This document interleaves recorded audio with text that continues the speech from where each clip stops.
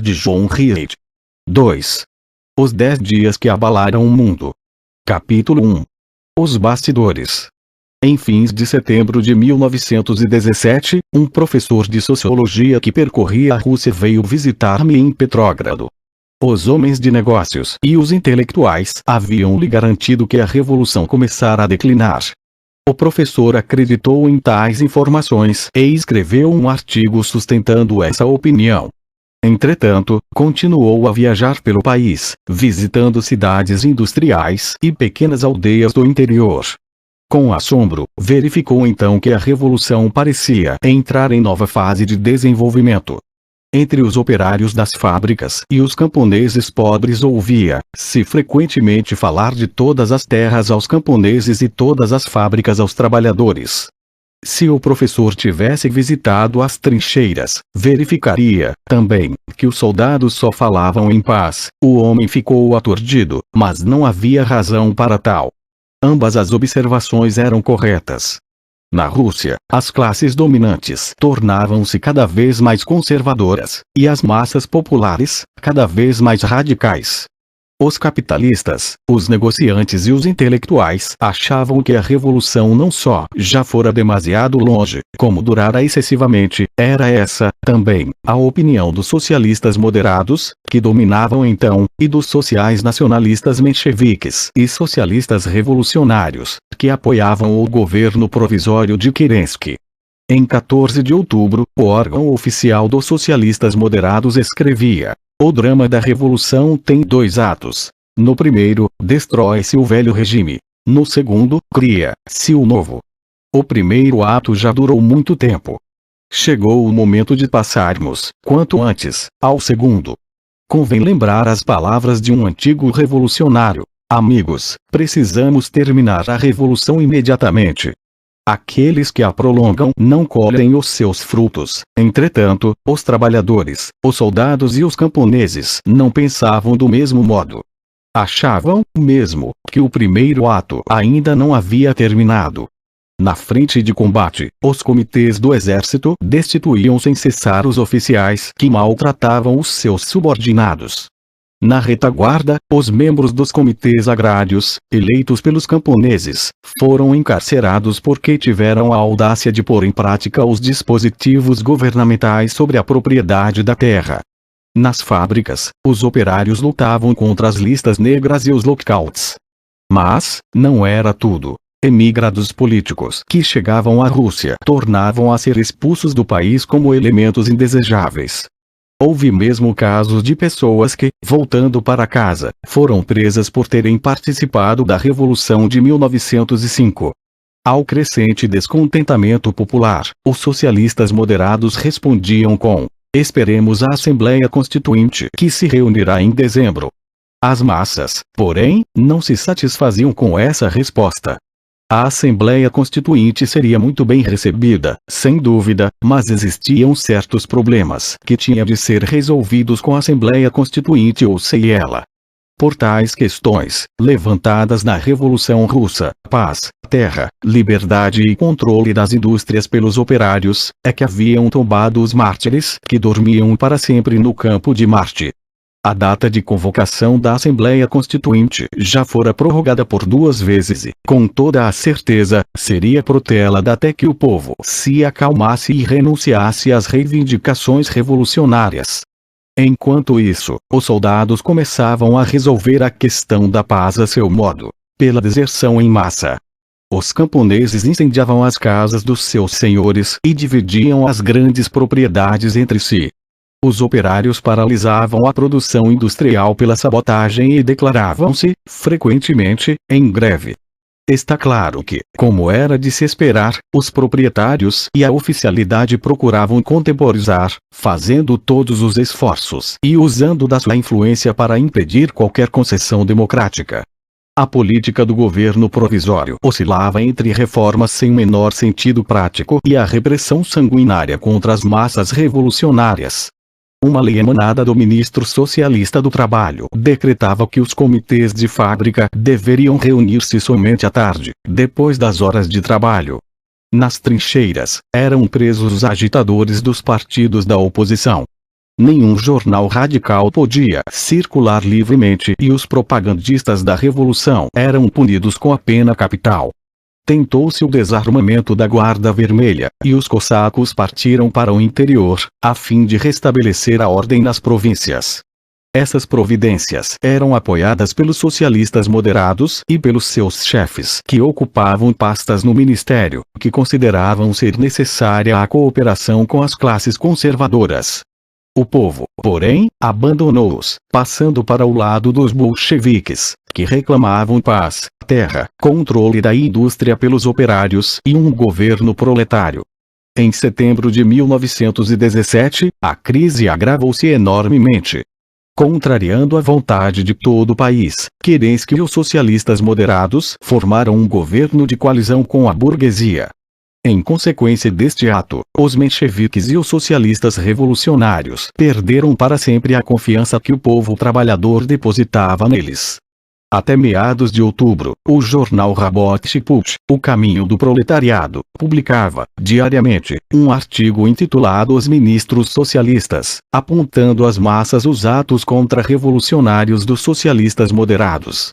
Nesses artigos, entre outras coisas, lia-se: Tseretelli, com o auxílio do general Polovtsev, desarmou os operários, chacinou os soldados revolucionários e aprovou a aplicação da pena de morte no exército. Skobeliev, inicialmente, decretou o imposto de 100% sobre os lucros. Agora, procura dissolver os comitês de fábrica. Avksentiev prendeu centenas e centenas de agricultores, membros dos comitês agrários, além de proibir a circulação de grande número de jornais de operários e de camponeses. Chernov assinou um manifesto imperial, decretando a dissolução do parlamento da Finlândia. Savinkov uniu-se abertamente ao general Kornilov. Este salvador da pátria só não vendeu Petrogrado por motivos alheios à sua vontade. Zarudny, com a aprovação de Alexinsky e de Kerensky, prendeu os melhores e mais ativos revolucionários, soldados e marinheiros. Nikitin agiu como simples agente de polícia contra os ferroviários. Kerensky, não vale a pena citar seus feitos. A lista dos seus serviços é interminável. Os delegados dos marinheiros da Esquadra do Báltico reuniram-se em congresso, em Helsinki, e aprovaram uma resolução que começava assim: exigimos do governo provisório a imediata expulsão do aventureiro político, o socialista Kerensky, que procura assassinar a revolução e age contra os interesses das massas trabalhadoras, mancomunando-se vergonhosamente com a burguesia. De tudo isso nasceu a Revolução Bolchevique. Em março de 1917, avalanches de operários e de soldados se apoderaram do Palácio da Taurida, obrigando a Duma Imperial a assumir o poder supremo da Rússia. As massas populares, operários, soldados e marinheiros, passaram, assim, a dirigir a marcha da revolução. Derrubaram o Ministério Milyukov. Foram seus sovietes que proclamaram ao mundo inteiro as condições de paz da Rússia. Nenhuma anexação, nenhuma indenização. Direito de os povos disporem de si próprios.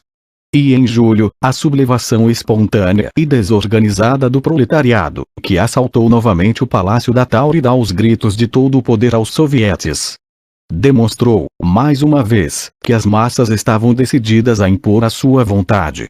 Os bolcheviques constituíam nesse momento um pequeno partido, mas se colocaram, resolutamente, à testa do movimento de julho. O fracasso dessa tentativa sediciosa ergueu a opinião pública reacionária contra eles. Sem chefes, suas tropas retornaram ao bairro de Vyborg, o Sem-Antoine de Petrogrado. O governo começou então a caçar os bolcheviques de maneira selvagem, prendendo centenas e centenas de militantes do partido de Lenin, entre os quais Trotsky, Kamenev e Alexandra Kollontai. Lenin e Zinoviev, perseguidos pela justiça, tiveram de se esconder. Os jornais bolcheviques foram proibidos de circular. Reacionários e provocadores espalhavam aos quatro ventos que os bolcheviques eram agentes dos alemães. Gritaram tanto que acabaram sendo ouvidos. Mas o governo provisório não conseguiu provar que os bolcheviques serviam como agentes de Guilherme II. Ao contrário, ficou evidenciado que os documentos a respeito da imaginária conspiração pró-Alemanha não passavam de grosseira falsificação. Aos poucos, os bolcheviques foram sendo libertados pelos tribunais, com ou sem fiança e sem julgamento. Só 6 permaneceram presos. Evidenciou-se daí por diante, aos olhos de todo mundo, a total impotência e indecisão do governo.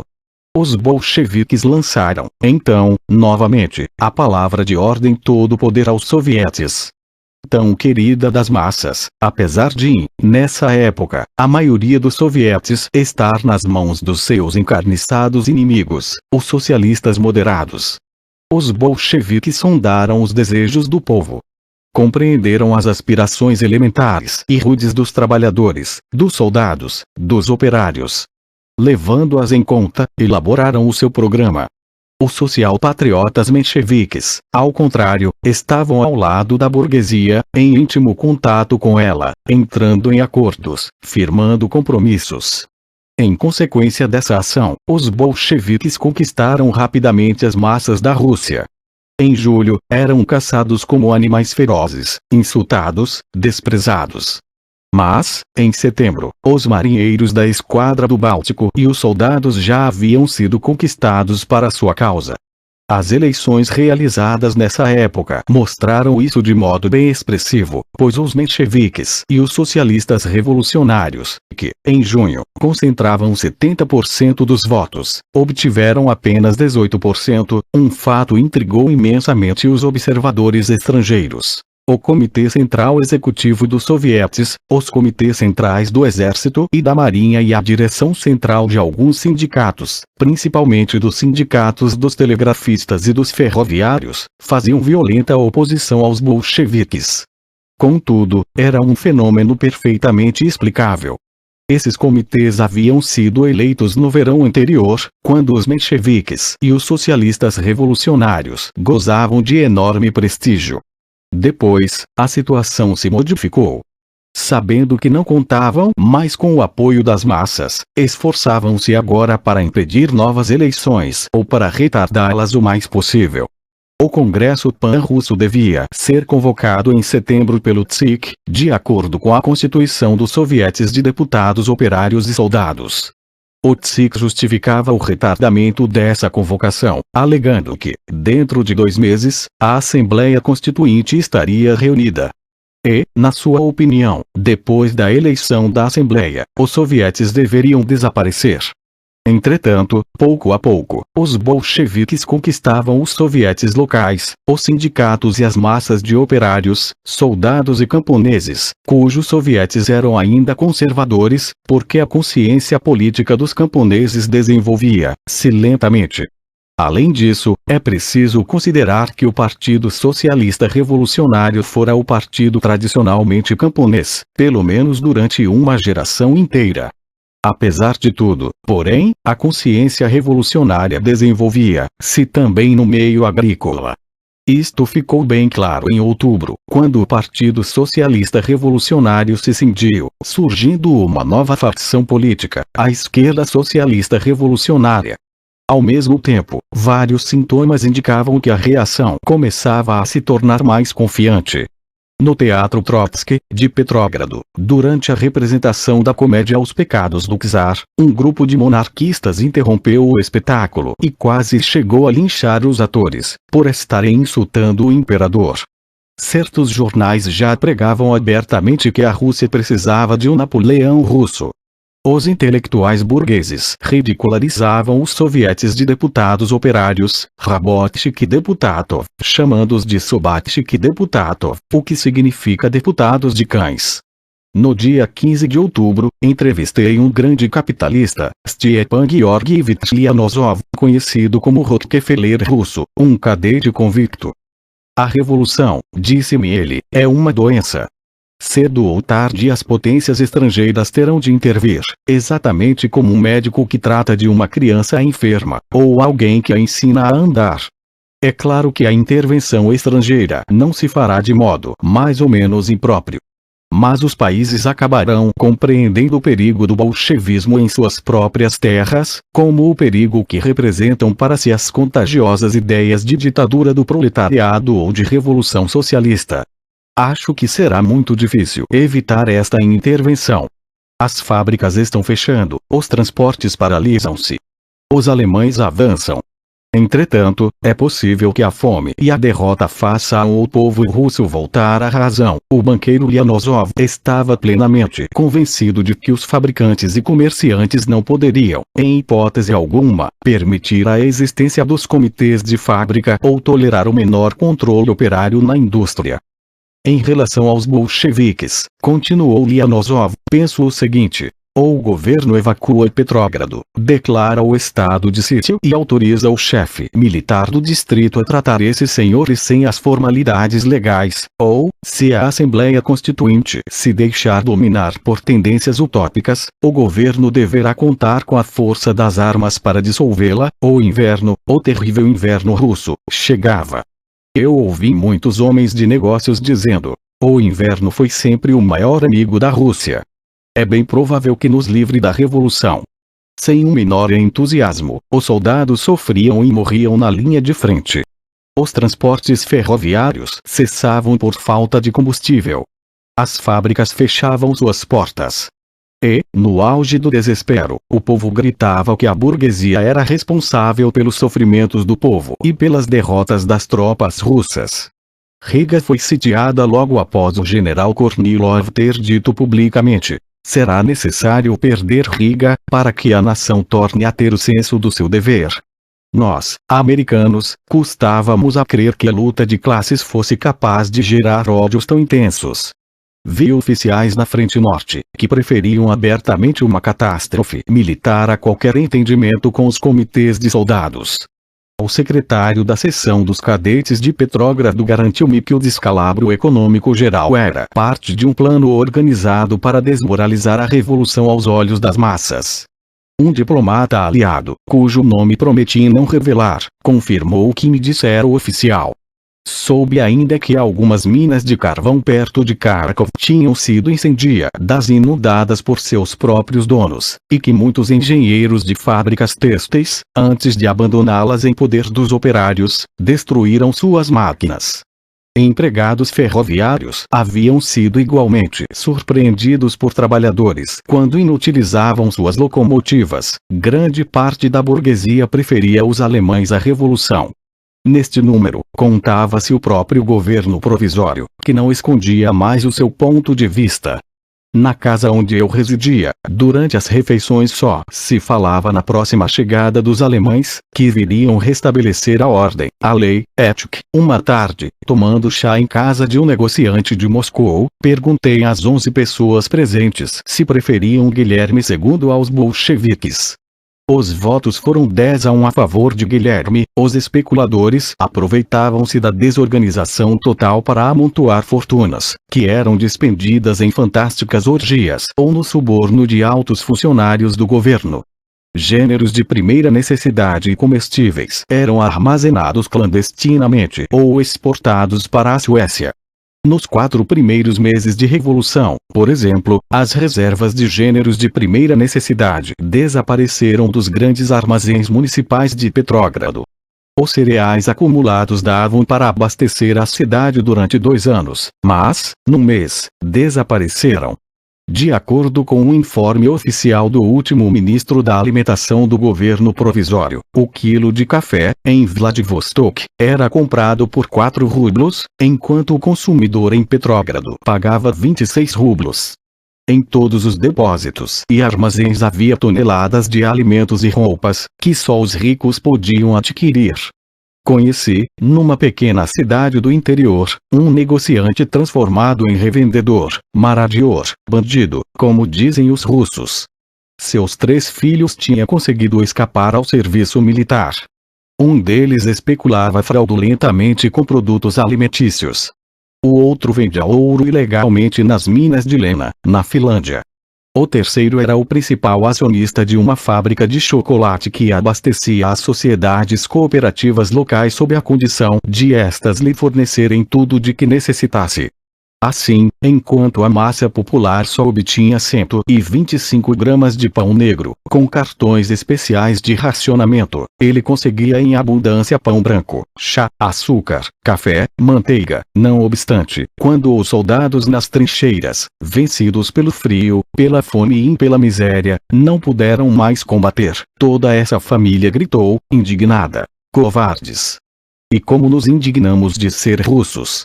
E quando, finalmente, os bolcheviques descobriram e requisitaram os vastos depósitos, que ladrões eles eram, auxiliando essa putrefação moral, moviam-se as antigas forças subterrâneas, agindo sempre com os mesmos métodos, desde a queda de Nicolau II, secretamente, mas em plena atividade. Os agentes da misteriosa Ucrânia, a polícia política, continuavam trabalhando como no tempo do czar, pró ou contra Kerensky, a serviço de quem pagasse mais. Secretamente, numerosas organizações clandestinas funcionavam, como, por exemplo, os 100 Negros, ocupadíssimos em restabelecer, de uma forma ou de outra, a reação. Nessa atmosfera de corrupção e de monstruosas incertezas, dia após dia, ouvia-se cada vez mais forte o coro profundo dos bolcheviques. Todo o poder aos sovietes. Todo o poder aos representantes diretos de milhões e milhões de operários, soldados e camponeses. Fim à guerra insensata e à diplomacia secreta, à especulação e à traição. A revolução está em perigo, e com ela a classe operária de todo o mundo. O embate entre o proletariado e a classe média, entre os sovietes e o governo, que começara em março, estava no auge. Após um salto gigantesco, da Idade Média ao século XX, a Rússia apresentou ao mundo alarmado dois tipos de revolução, a política e a social, através de uma luta sangrenta. Que vitalidade demonstrou a Revolução Russa, depois de tantos meses de miséria e de desilusões? A burguesia precisava conhecer melhor a sua Rússia.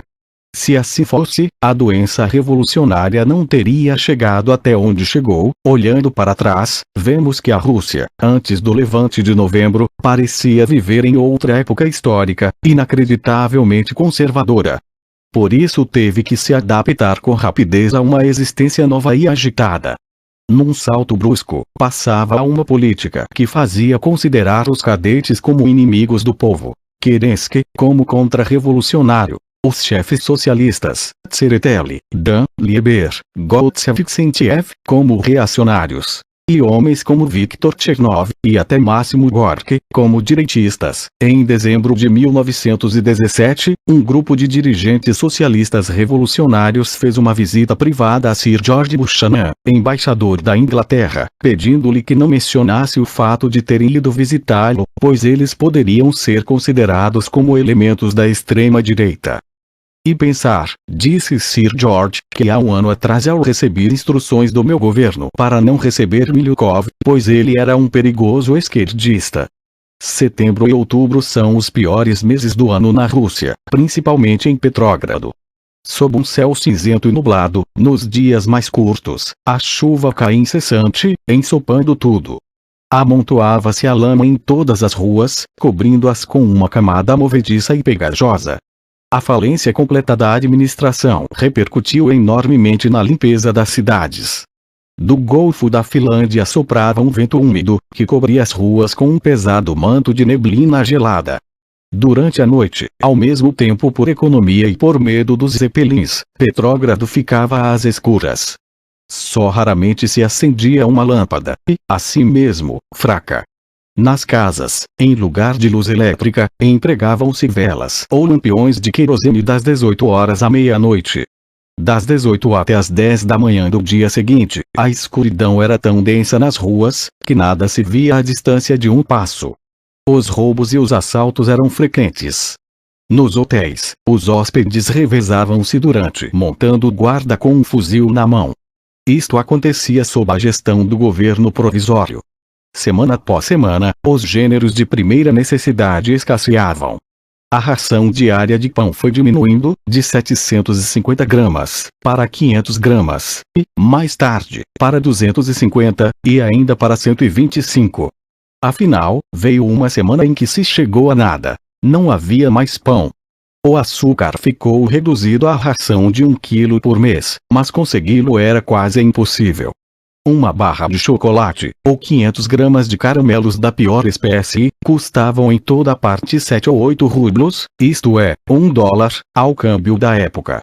O leite não dava senão para a metade das crianças da cidade. A maior parte dos hotéis e das famílias não teve leite durante meses. Na estação em que as frutas eram mais abundantes, peras e maçãs estavam sendo vendidas a 1 rublo cada uma. Para comprar leite, pão, açúcar e fumo era necessário esperar, numa fila, durante horas seguidas, sob uma gélida chuva. Chegando a casa tarde, de volta de uma reunião que se prolongara pela noite adentro, antes do nascer do dia, vi mulheres, muitas com crianças ao colo, chegando àquela hora para serem atendidas mais cedo. Carlyle, na História da Revolução Francesa, disse que o povo francês distingue-se, acima de todos os outros, pela faculdade de esperar. Na Rússia, o povo estava acostumado a fazer isso desde o reinado de Nicolau, o Santo. Daí por diante, com intermitência, continuou a fazer filas, até o verão de 1917, quando se estabeleceu certa ordem. Não se pôde fazer ideia da situação desses pobres homens, que ficavam o dia inteiro nas ruas frígidas de Petrogrado, em pleno inverno russo. Nessas filas de homens à espera de pão, ouvi muitas vezes palavras de descontentamento que, apesar de sua índole, as multidões russas deixavam escapar. É claro que os teatros funcionavam sem interrupção todas as noites, inclusive aos domingos. Karsavina apareceu com um novo bailado no Mariinsky, e todos os amantes da boa dança foram vê-la. Chaliapin cantava. A morte de Ivan, o Terrível, de Tolstói, podia ser vista no Alexandrinsky, representada por Meyerhold. E recordo-me de um estudante na Escola Imperial de Pagens, que se manteve de pé, falando durante todo o espetáculo, a olhar fixamente para o camarote vazio do czar, do qual haviam sido arrancadas as águias imperiais. O Krivoy Zerkalo apresentou o Reigen, de Schindler, com suntuosa montagem. Apesar de o Hermitage e outros museus terem sido transferidos para Moscou, todas as semanas realizavam-se exposições de pinturas. Grande número de mulheres intelectuais assistia às conferências sobre arte, literatura ou temas filosóficos para principiantes. Foi uma temporada bastante animada para os teósofos. E o Exército da Salvação, admitido na Rússia pela primeira vez na história, enchia as paredes com cartazes anunciando suas reuniões protestantes, que distraíam e assombravam o auditório russo. Como sempre acontece em casos semelhantes, a vida convencional e fútil da cidade seguia o seu curso, ignorando a revolução tanto quanto possível. Os poetas faziam versos, mas não sobre a revolução. Os pintores realistas pintavam cenas históricas da Rússia medieval, mas não reproduziam um só aspecto da revolução. As mocinhas das províncias continuavam chegando à capital para aprender francês e estudar canto, e os alegres oficiais exibiam nas antecâmaras os bordados dourados, os bachelique carmesins e as belas espadas caucasianas. Mulheres da pequena burguesia saíam todas as tardes para o passeio ou o chá, levando consigo um minúsculo açucareiro de ouro ou prata e um pãozinho escondido no regalo, repetindo nas conversas fúteis que faziam votos pela volta do czar e pela entrada dos alemães na Rússia. Ou que, pelo menos, aparecesse alguém capaz de solucionar o problema das criadas. A filha de um amigo meu chegou um dia à minha casa sufocada de indignação porque uma mulher, condutora de bonde, a havia chamado de camarada. No interior da imensa Rússia, tudo estava em atividade, preparando um novo mundo. Os servos, que sempre haviam sido tratados como animais de carga quase a troco de nada, já começavam a tornar-se independentes. Um par de botinas custava mais de 100 rublos e os salários eram quase sempre inferiores a 35 rublos mensais. Os criados não se sujeitavam mais a permanecer nas filas e estragar os seus sapatos. Na Nova Rússia, todo homem e toda mulher podia votar. Havia jornais operários que explicavam esses novos e surpreendentes acontecimentos. Havia sovietes e sindicatos. Os izvozchiki, cocheiros, além do seu sindicato, possuíam até um representante no Soviete de Petrógrado. Também os garçons de cafés e restaurantes tinham sua organização e recusavam gorjetas. Nas paredes dos restaurantes havia cartazes dizendo: não recebemos gorjetas, ou pelo fato de ganhar a vida como garçom, um homem não merece ser insultado com o oferecimento de gorjetas.